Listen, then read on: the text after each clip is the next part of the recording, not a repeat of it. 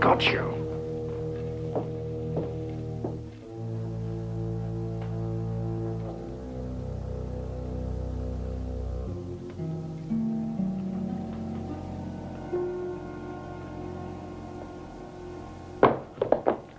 Now, look here.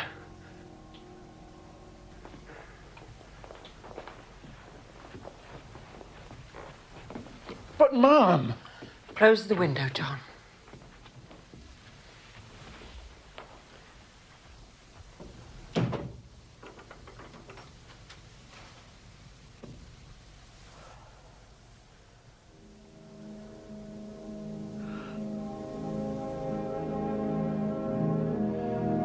To Sherlock Holmes, she was always the woman, the beautiful Irena Adler, of dubious and questionable memory.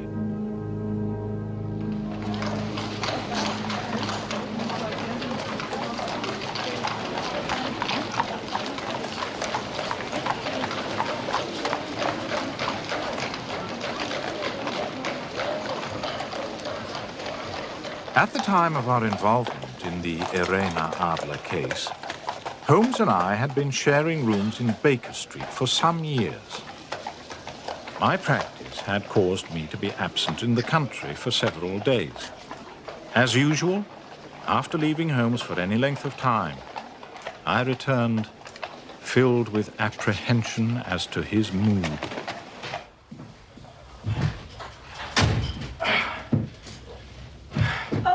Oh, hello, Mrs. Hudson. Dr. Watson, just look at you, half soaked to the skin. Yes, well, I'm not surprised. I have just spent 20 minutes standing in the pouring rain waiting for a cab. Won't do that old wound of yours any good getting so wet, Doctor. No. Just take this coat and your hat. See that they're properly dried. Mrs. Hudson, I haven't eaten all day. Do hope supper will be up very soon. That's very doubtful. I don't know what's come over Mr. Holmes. He seems to be all on edge. I'm not to bring up supper until I'm called. Those are his orders. Thank you, Mrs. Hudson.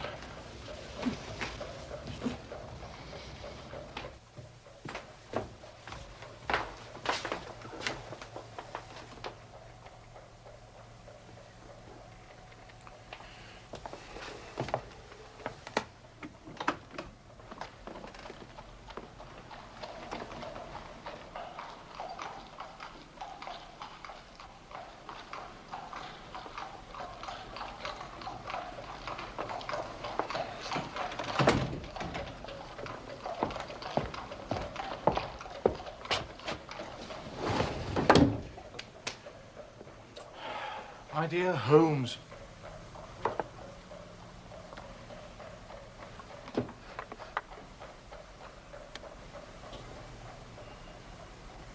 What is it tonight? Morphine? Or cocaine? Well, I can strongly recommend a 7% solution of cocaine. Would you care to try it? No, indeed. I speak not only as your friend, but as a medical man. How can you risk such damage to the great powers with which you have been endowed? I cannot tell you how it clarifies and stimulates the mind. Yes, and destroys it in time. My mind rebels at stagnation. Give me problems. Give me work. Give me the most abstruse cryptogram, the most intricate analysis, and I'm in my proper atmosphere. Then I can dispense with artificial stimulants. But I abhor the dull routine of existence. I crave mental exaltation. That is why I've chosen my own profession, or rather, created it, for I am the only one in the world. The only unofficial detective. The only unofficial consulting detective. I take no credit in my cases. The work itself, the pleasure of finding a field for my particular powers is my highest reward. You can close that drawer. You have made the wrong diagnosis, Doctor. I have my stimulant here.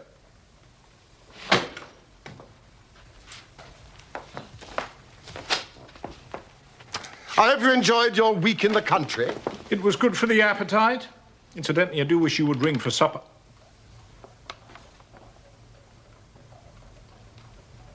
What is this? Yes, I must get ready for my visitor. It came by the morning post. Give me your observations. Well, I mean, it's undated and without either signature or address. Good. Read aloud. Dear Mr. Holmes, there will call upon you tonight at 7:45 a gentleman who... Good heavens, we've only a few minutes, Holmes. Go on. A gentleman who desires to consult with you upon a matter of the very deepest moment. Your recent services to one of the royal houses of Europe have shown that you are one who may be safely trusted with matters which are of an importance which can hardly be exaggerated. This account of you we have from all quarters received. Be in your chamber, then. Good heavens, this is a mystery indeed. What do you imagine it means? Well, I have no data yet. It is a capital mistake to theorize before one has data. But the note itself, what do you deduce from it? It's a man's writing. Good. Presumably well-to-do. It's expensive paper, this. It's peculiarly strong and stiff. Peculiar, that is the very word. It is not English paper at all. Hold it up to the light. Ah. Large E, small g, large P and G with a small T woven into the texture. And that is? Maker's monogram. Excellent, Watson. Come along. Let us consult our continental gazetteer.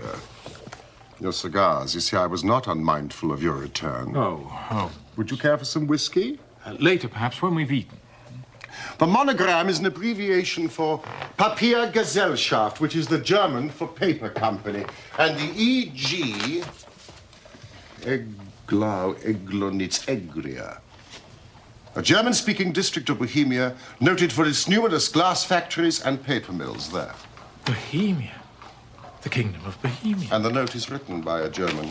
You see, this account of you we have from all quarters received. Only a German is so uncourteous to his verbs. So we are to expect a German from Bohemia. Here he is. Drawn by a pair. A nice little broom. There's money in this case, Watson, if there's nothing else. Holmes, I think your visitor will want me out of the way. Not a bit, Doctor. Stay where you are. I am lost without my Boswell. But he sounded so secretive. I may need your help, and so may he. Now stay in that armchair and give me your full attention. Here he comes.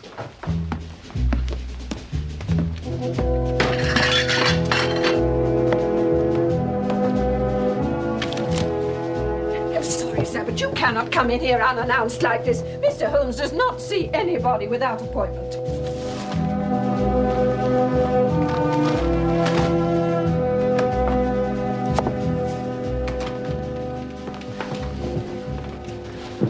Oh, I'm so sorry, Mr. Holmes. There was nothing I could do. It's perfectly all right, Mrs. Hudson. If you would kindly leave us and close the door. Thank you.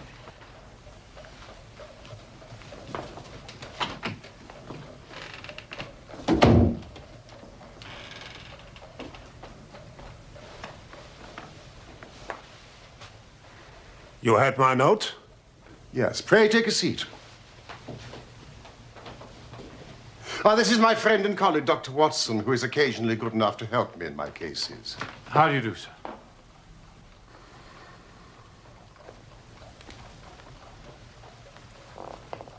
Whom do I have the honor to address? You may address me as the Count von Kramm, a Bohemian nobleman. I should much prefer to communicate with you alone. No, it is both or none. You may say before this gentleman anything which you may wish to say to me. Very well, I take your word that he is a man of honor and discretion. But I must begin by binding you both to absolute secrecy for a period of 2 years. Indeed. At the end of that time, the matter will be of no importance. At present, it is of such weight that it may have an influence upon European history. I promise. And I. You will excuse this mask. The august person who employs me wishes his agent to be unknown to you. In fact, I may confess that the title I've given you is not exactly my own. I was aware of that.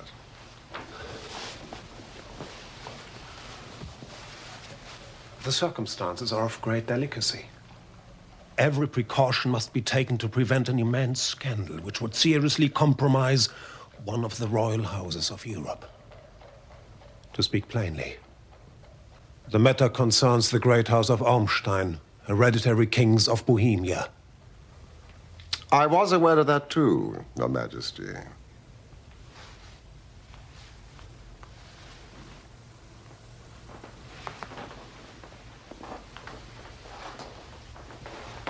You are right.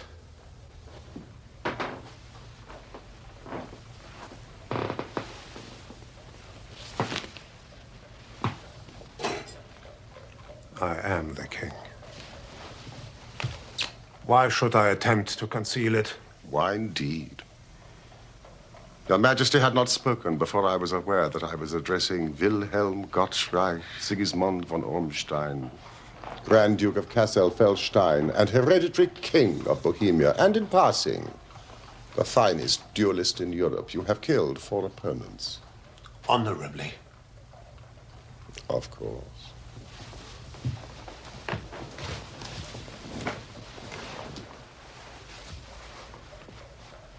The facts are briefly these. Some 10 years ago, during a lengthy visit to Warsaw, I made the acquaintance of the well-known adventuress, Irene Adler. The name is no doubt familiar to you. Kindly look her up in my index, will you, Watson? So,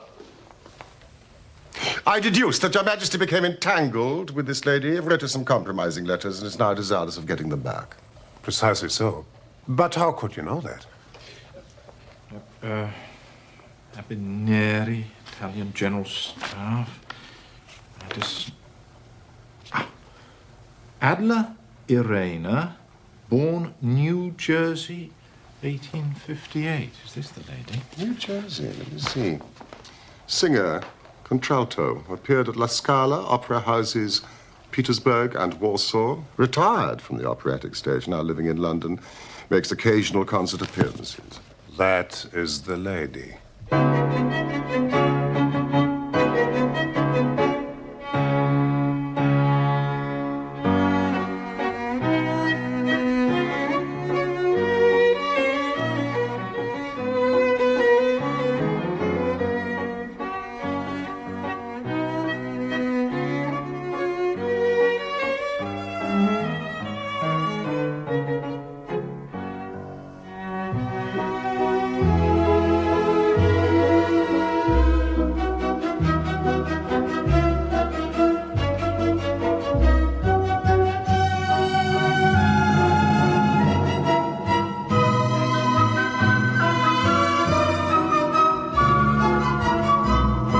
Was there a secret marriage? None. No legal papers or certificates? None. Then I fail to follow, Your Majesty. If this person should produce your letters for blackmailing or other purposes, how is she to prove their authenticity? There is the writing. Poo-poo forgery. My private writing paper. Stolen. My own seal. Imitated. My photograph. Bought. We were both in that photograph.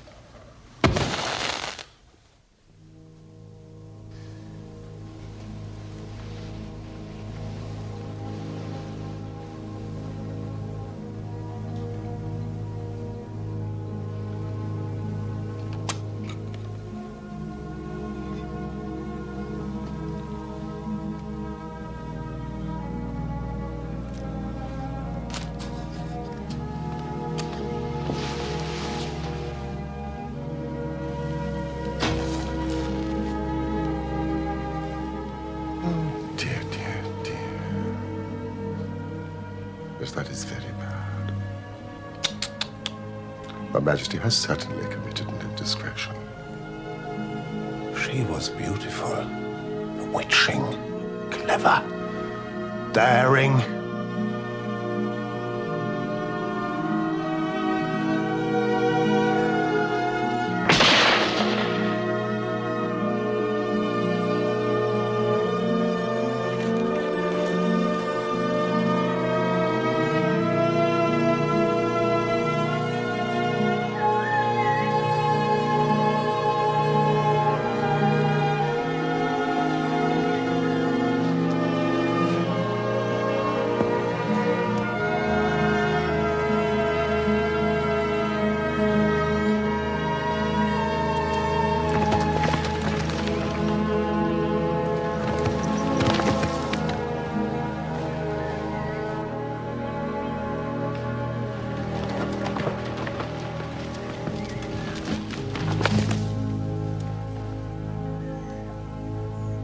I was only Crown Prince then. I was young. I am but 30 now. Of course, Your Majesty has attempted to recover the photograph. We have tried and failed. Then Your Majesty must pay. It must be bought. She will not sell. Stolen, then? 5 attempts have been made. Twice, burglars in my pay ransacked her house. Once we diverted her luggage when she traveled. Twice she has been waylaid. There has been no sign of it. Huh. You lie. It is serious. Yes. Yes, it is very serious indeed. Well, what does she propose to do with this photograph, if not to extort money? To ruin me. Huh. I'm about to be married. So I've heard. To the Princess Clotilde Lothman von Saxe-Meiningen, second daughter to the King of Scandinavia. It is a brilliant match. Precisely. But you will know the strict principles of her family. She's herself the soul of delicacy. A shadow of doubt as to my conduct would bring the matter to an end.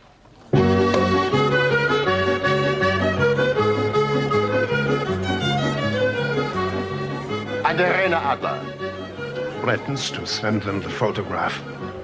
And she'll do it. She has a soul of steel. She's more beautiful than any other woman I've known, and more resolute than any man. There are no lengths to which she would not go, none, to prevent my marriage to another woman. Your Majesty, why is this lady so vindictive?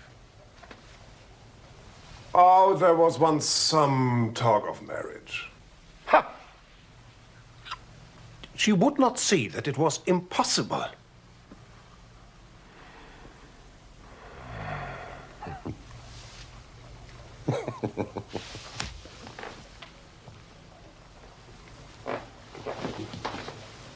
You are sure that she has not sent the photograph yet? I am sure. Why? It may be on its way at this very moment. Because she has said that she would send it on the day when the betrothal was publicly proclaimed. That will be next Monday. And I must leave London on Friday to be home for the ceremony. Ah, then we do have 3 days.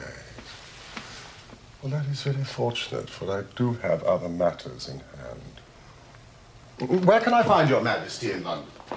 At the Langham Hotel. As the Count von Krumm, remember? Yes, of course. And as to expenditure?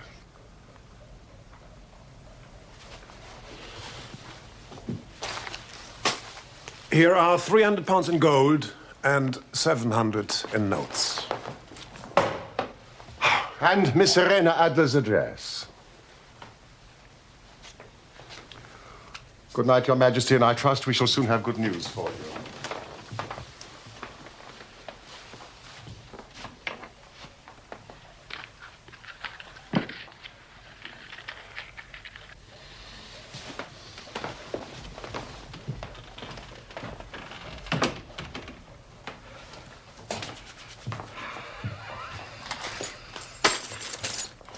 Holmes, we can dine at Romano's. But we only have 3 days. Till Friday. Oh, it must be settled by Friday. The composer Tchaikovsky is conducting his own works at the St. James's Hall. No, no, no. It must be settled by Friday. No. My dear Watson, I'd like to be alone. You are hungry. Yes. I'm sure Mrs. Hudson will bring you up a sandwich. Sandwich? We will not discuss this matter until tomorrow afternoon. Good night.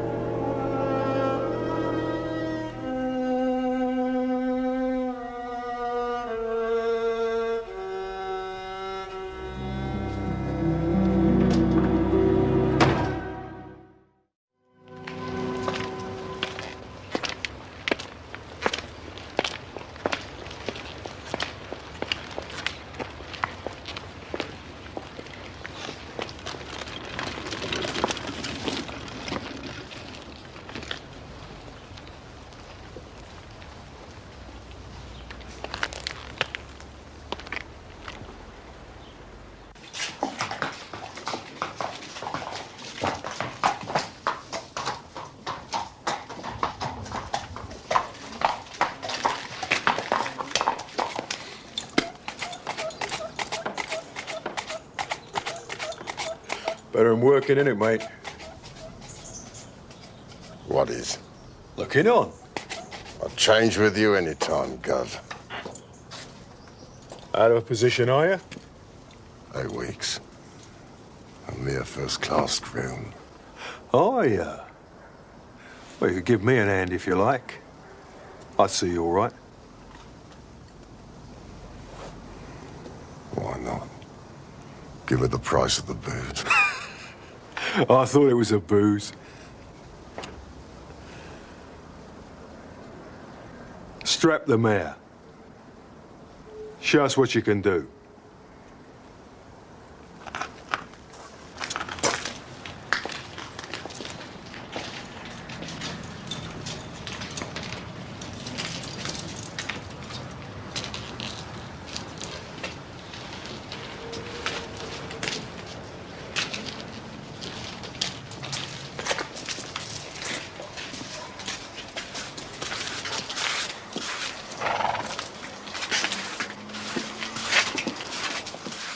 I spent a couple of hours with the cabbie and his cronies. Miss Irene Adler has certainly turned all men's heads in those parts. She is the daintiest thing under a bonnet on this planet. So say the Serpentine Muse fraternity to a man. She lives quietly, drives out at 5 in the evening, returns at 7 sharp for dinner. Seldom goes out at other times, except when she sings. She has only one male visitor, but sees a good deal of him. He never calls less than once a day, and often twice. His name is a Mr. Godfrey Norton of the Inner Temple. You see the advantages of having a cabman as a confidant. Mr. Godfrey Norton is a lawyer. That is important. Ominous, perhaps. Why his repeated visits? Is she his client, friend, or mistress? If he is her lawyer, he might have the photograph in his strongbox. If I love her, he might not even know of it.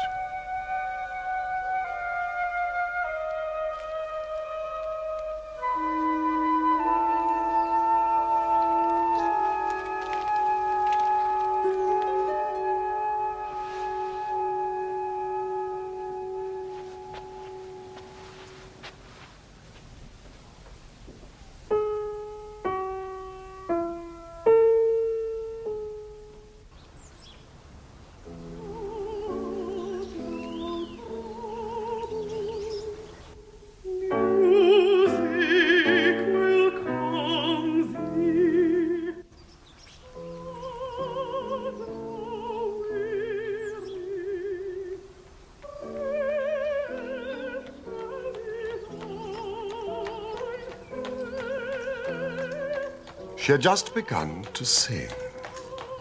She has the voice of an angel, Watson, when a truly surprising chain of events overtook me, starting with the arrival of someone I presumed to be Mr. Godfrey Norton. Wait for me, will you?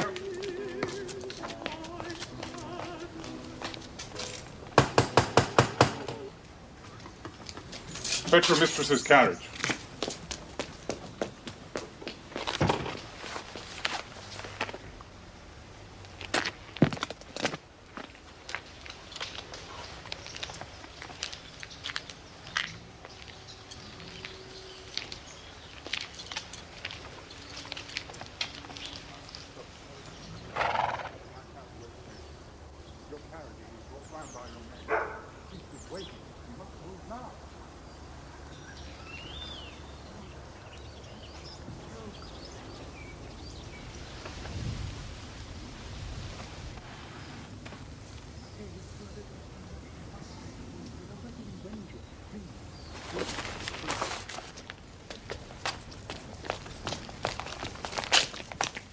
Drive like the devil.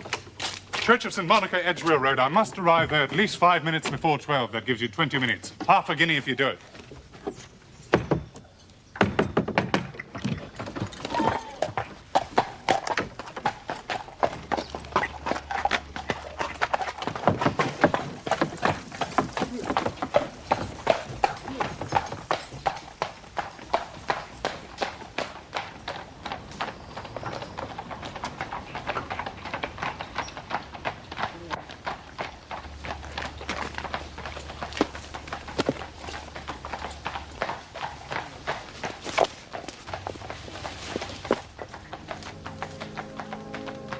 She is a lovely woman, Watson, with a face that a man might die for.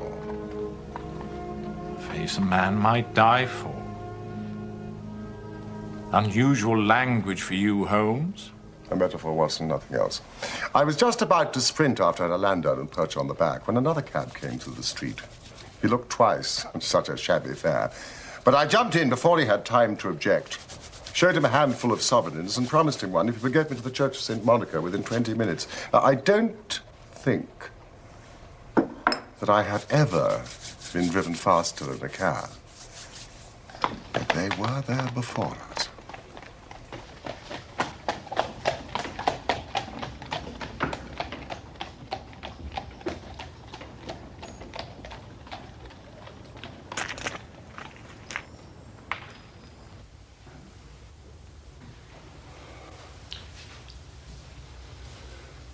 I'm very sorry, Mr. Norton. For pity's sake, it's almost midday. The latest time allowed by law. I would have called in one of those confounded churchmen, but I saw no reason to let them know our business, and I sent them off for a drink.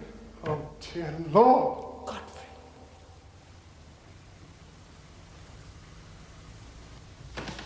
You, come here, man. Yes, I mean you. We've only a few minutes left, or it won't be legal. Come, man, come!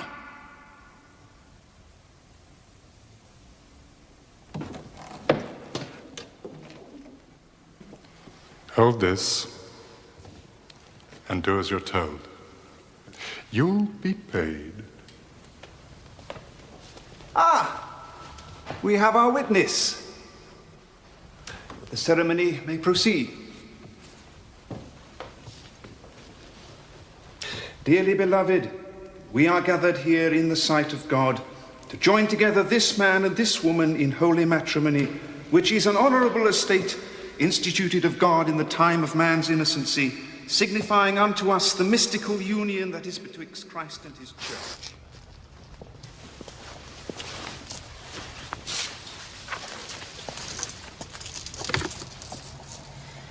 Irena. I allowed you to persuade me. Now you must allow me to persuade you. I shall see you tomorrow. At the very first moment. I love you.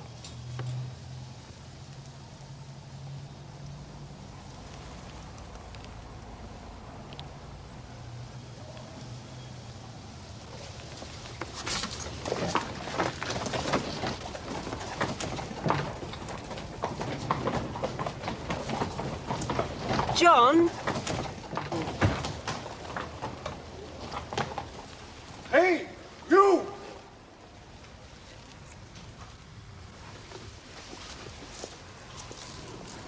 Come here, my man.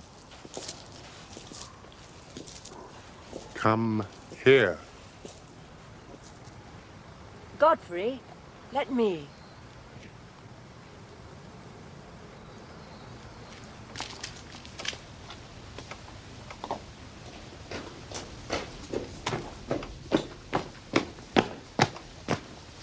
Sir, I want to thank you for being so miraculously present when we needed you. How fortunate that you have remained close by. Well, I'm in no hurry, Mom. I hope you will accept this. I don't need no tip, Mom.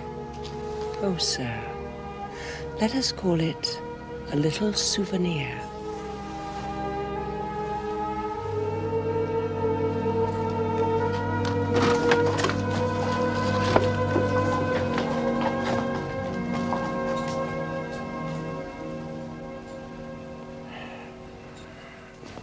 She gave me a sovereign. Here it is. What an extraordinary turn of events. I shall wear it on my watch chain in memory of the occasion. And what now? Well, during the ceremony, I thought my plans had been overthrown. If they had made an immediate departure, it would have necessitated the most prompt and energetic measures on my part. But he went back to the temple, and she went to her own home, thus giving us time to act. How? Doctor, I shall require all your courage and alertness. I should be delighted. You don't mind breaking the law? Not in the least. Nor running the chance of arrest? Not in a good cause. Oh, the cause is excellent. Well, then I am your man. Splendid.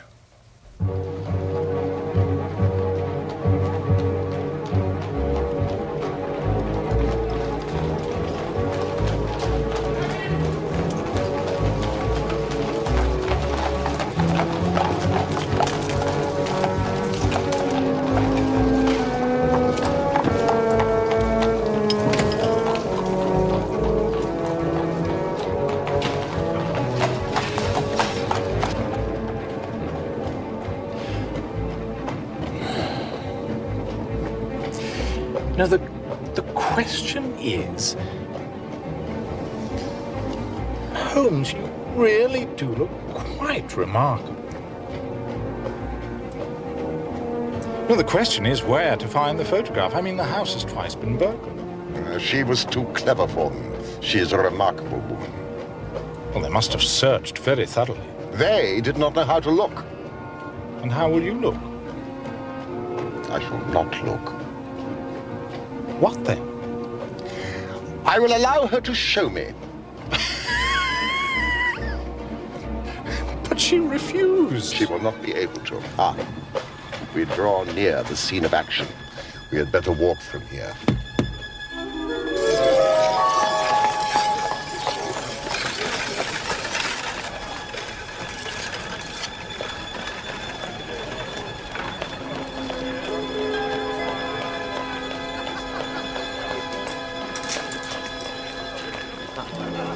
You know your instructions. When you raise your hand, I act. And we meet at the rendezvous in 10 minutes. Here she comes.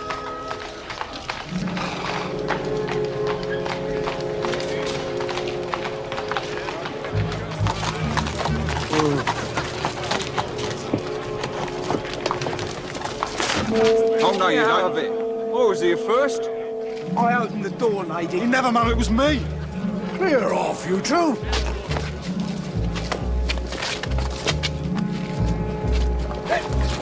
Me?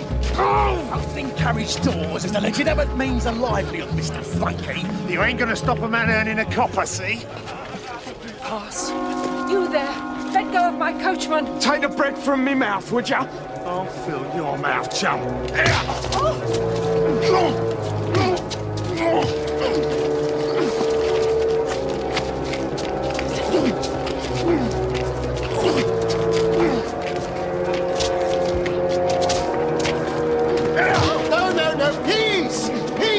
friend, please, I beg you.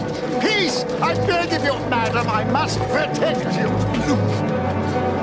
No, stop that. Go. You stop.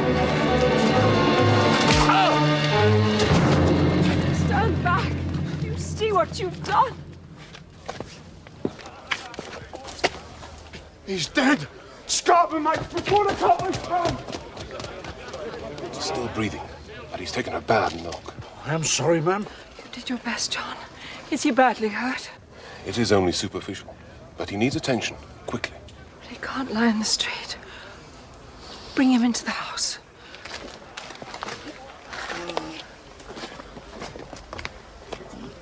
All right, sir.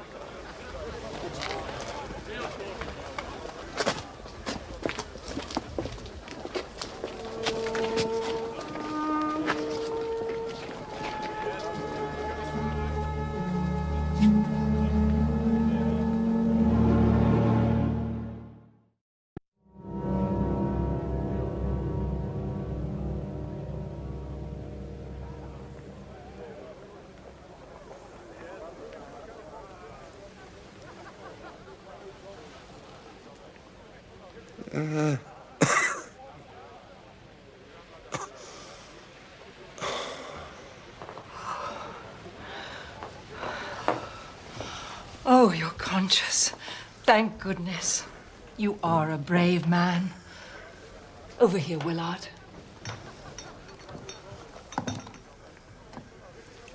No, stand back. I shall look after my friend in need. Sir, will you look toward me? It is no sight for a lady. I have strong nerves, dear friend. No, I cannot permit. Thank you. A bandage. As you wish.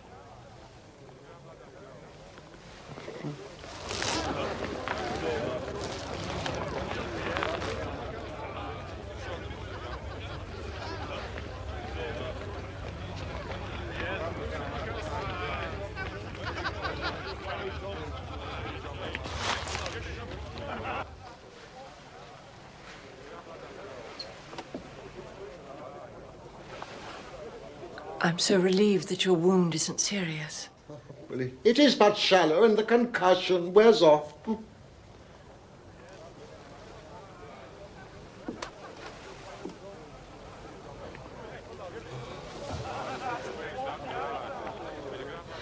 How extraordinary. Madam? That so many people should gather in such a quiet little turning. Well, it's the gang, madam. It was all prearranged to rob you. All those men to snatch one little purse. Oh, no, dear friend. It wouldn't have paid them. My vocation takes me much amongst the poor and even the criminal classes, madam. Look at those people staring. Oh, curiosity is so unseemly, but I fear universal. Oh, I am so sorry. I think I'm going to faint. Ah, air. I need some air. Willard, the window.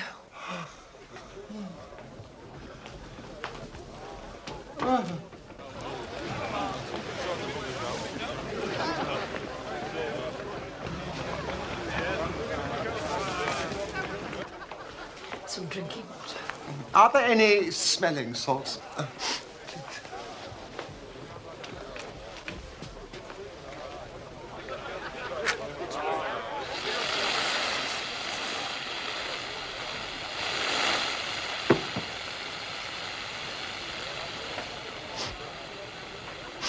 Madam?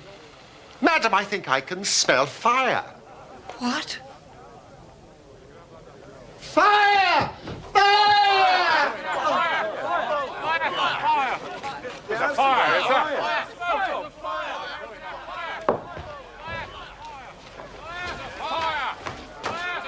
Madam, come out of here quickly. I'll take care of the old gentleman. I can't breathe. It's a false alarm. It's a false alarm. Look. It's a trick. It's a trick. Tell them. Tell them.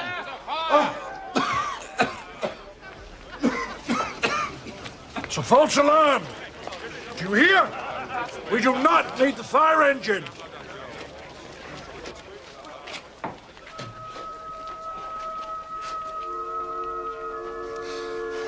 What is it? It is a plumber's rocket, madam. One of my flock is a plumber. It is ignited by a cap and sends smoke into pipes to betray cracks and holes. No, it's all right. It will disperse. You said it was a trick. Who would play such a trick on me? One of the gang, madam. But to what purpose? I've escaped them. Revenge. Revenge. Are there such wicked people?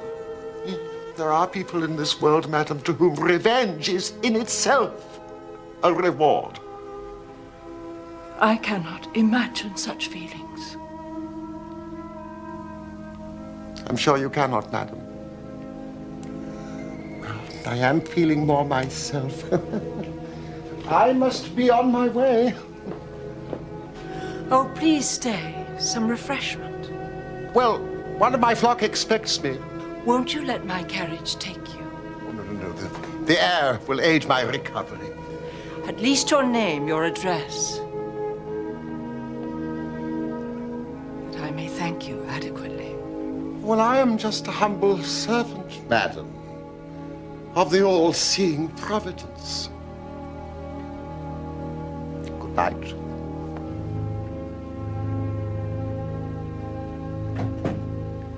Good night.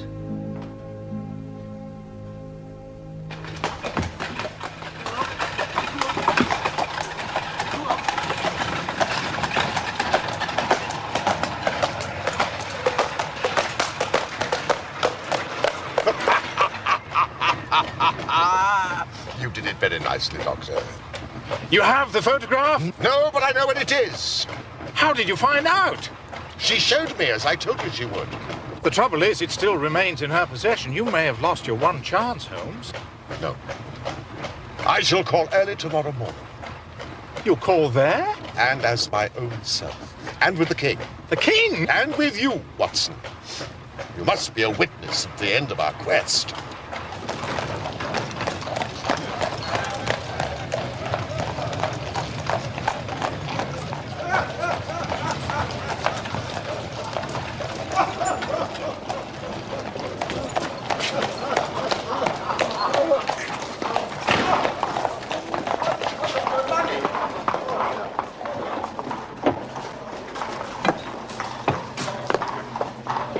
I trust you will sleep well tonight for a change, Holmes. Well, there's nothing like success for curing insomnia. Good night, Mr. Sherlock Holmes. Watson. Holmes.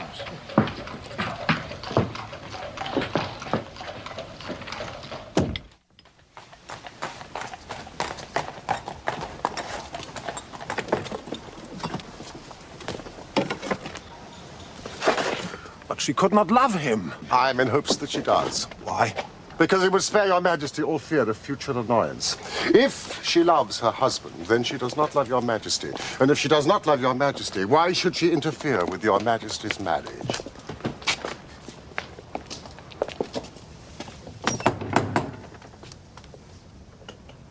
Mr. Sherlock Holmes, I believe. I am Mr. Holmes. My mistress told me you were likely to call. She left this morning with her husband by the 5:15 train from Charing Cross for the continent. She has left England. Never to return, sir. All is lost.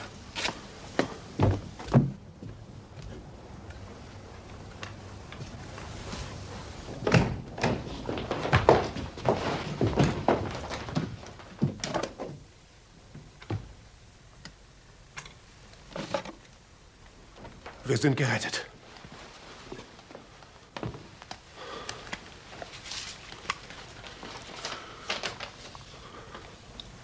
This is not it. Holmes? This is a different photograph.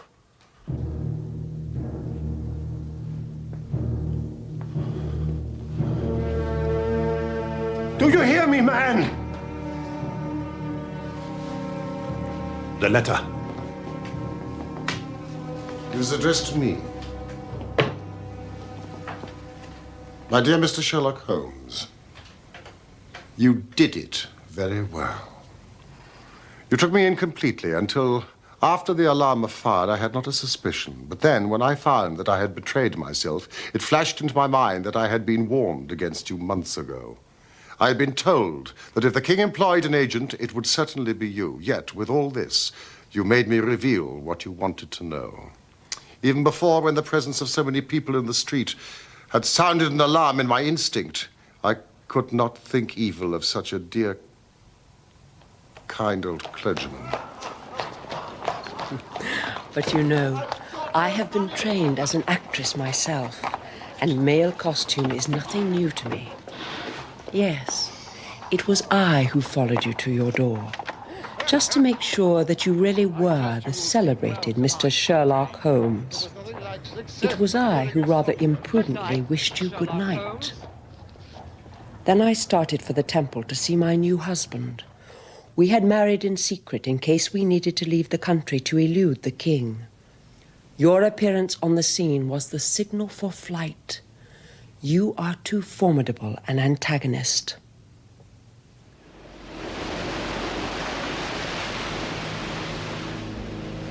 You will find the nest empty when you call tomorrow. As to the photograph, your client may rest in peace. I love and am loved by a better man than he.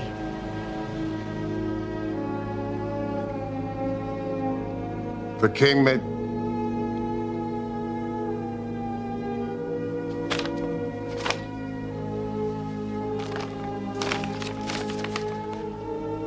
The king may do what he will without hindrance from one whom he has cruelly wronged. I kept it only to safeguard myself and to preserve a weapon which will always secure me from any steps he may take.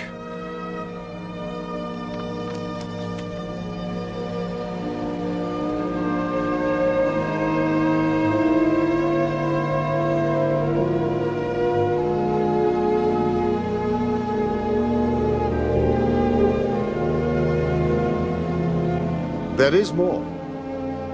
I leave another photograph which he might care to possess. And I remain, dear Mr. Sherlock Holmes, very truly yours, Irena Norton, née Adler.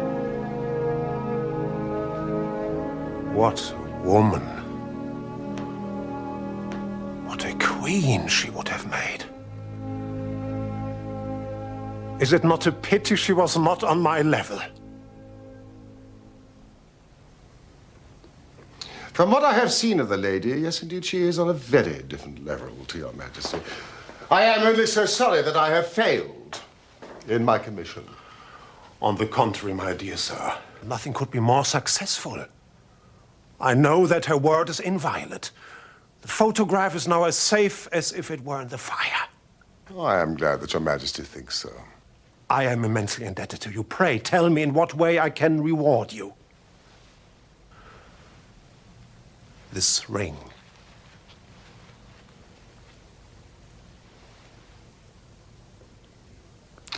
Your Majesty has something which I should value even more highly. You have but to name it. This. Irene's photograph. Certainly, if you wish it. Then I have the honor to wish your Majesty a very good morning.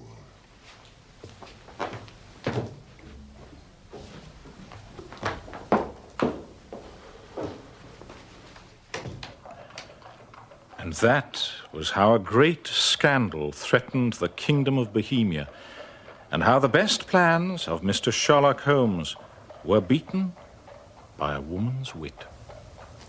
He used to sneer much at the cleverness of women, but I have not heard him do it of late.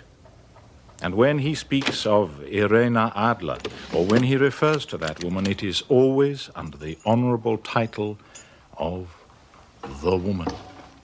In his eyes, she eclipses the whole of her sex. It was not that he ever betrayed any sign of love for Irena Adler. All emotions such as that one are abhorrent to his cold, precise mind. He only looks on women pathologically, as the source of motives, clues. And yet, he keeps her photograph apart, locked up. There is but one woman to him, the beautiful Irena Adler of dubious and questionable memory.